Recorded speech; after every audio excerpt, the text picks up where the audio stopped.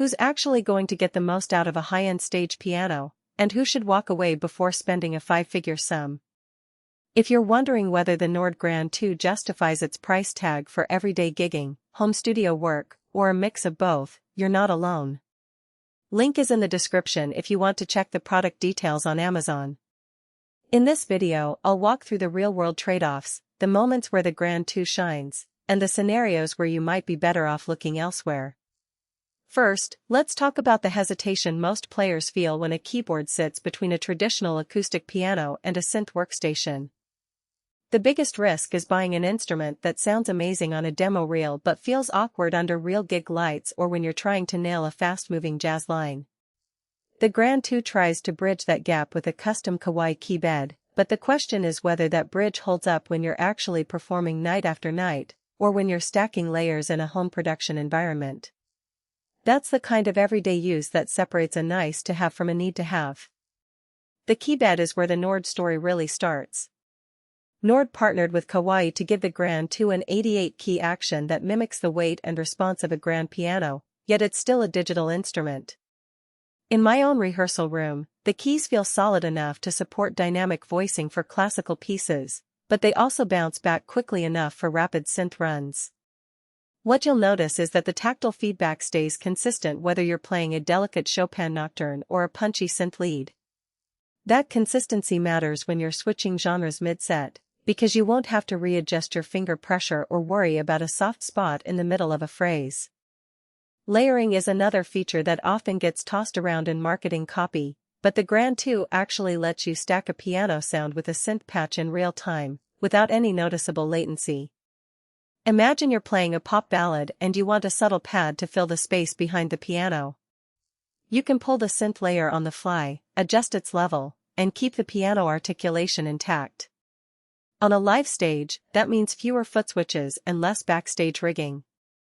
The trade-off, however, is that the synth engine is geared toward classic Nord sounds rather than the deep, evolving textures you'd find in a dedicated virtual instrument plugin.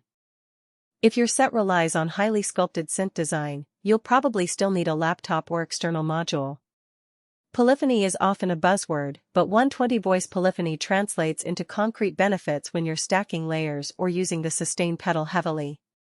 In a rehearsal scenario where you're holding down long chords while soloing over them, the Grand 2 can keep every note ringing without cutting off the earliest ones. That becomes especially useful for ambient or cinematic pieces where you want a wash of sound that doesn't collapse after a few seconds. The downside is that 120 voices, while generous for most live situations, can be limiting if you're programming complex multi-track arrangements that rely on many simultaneous layers, such as a dense orchestral mock-up. In those cases, a workstation with 256+ voices might feel more future-proof. The interface is purpose-built for stage work. Nord stripped away the endless menus you see on many synth-heavy keyboards, opting instead for a single-handed control layout that lets you tweak parameters on the fly. I've found that the rotary knobs and dedicated buttons let you switch patches, adjust the layer balance, and toggle the split mode without taking your eyes off the audience.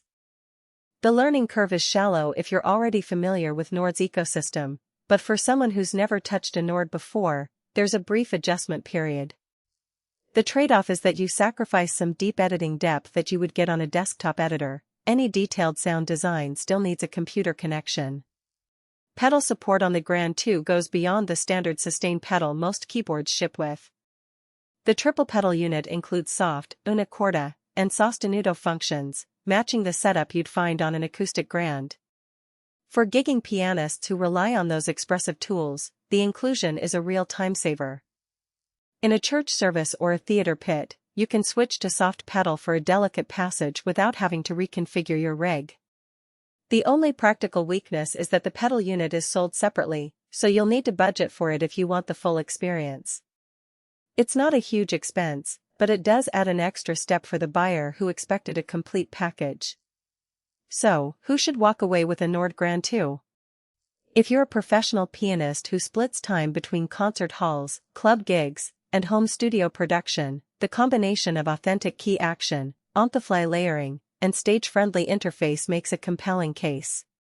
It also fits musicians who need a reliable piano sound that won't drift out of tune and who value the ability to add a modest synth layer without hauling extra gear.